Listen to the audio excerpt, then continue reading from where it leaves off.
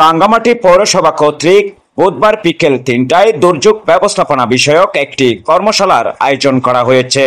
এই কর্মশালায় দুর্যোগ ব্যবস্থাপনার বিভিন্ন দিক নিয়ে আলোচনা করা হয়েছে এবং দুর্যোগ মোকাবেলায় করণীয় সম্পর্কে প্রশিক্ষণ দেওয়া হয়। কর্মশালায় প্রধান অতিথি হিসাবে উপস্থিত ছিলেন জেলা প্রশাসক মোহাম্মদ হাবিব উল্লাহ মারুফ। বিশেষ অতিথি হিসাবে উপস্থিত ছিলেন police super doctor SM. Farhad Hossain.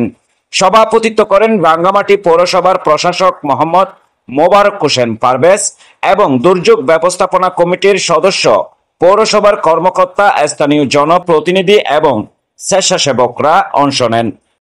রাঙ্গামাটিতে দুর্যোগ মোকাবেলায় প্রস্তুতি হিসাবে এই কর্মশালার আয়োজন করা হয়।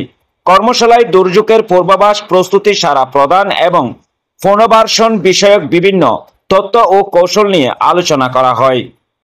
এছাড়াও দুর্যোগকালে জনগণের জীবন ও সম্পদ রক্ষার জন্য স্থানীয় যুব সমাজ, রোভার স্কাউট, রেড ক্রিসেন্ট এবং স্বেচ্ছাসেবকদের নিয়ে একটি জরুরি সাড়া দানকারী দল, ইমার্জেন্সি রেসপন্স টিম গঠনের উপর গুরুত্ব আরোপ করা হয়।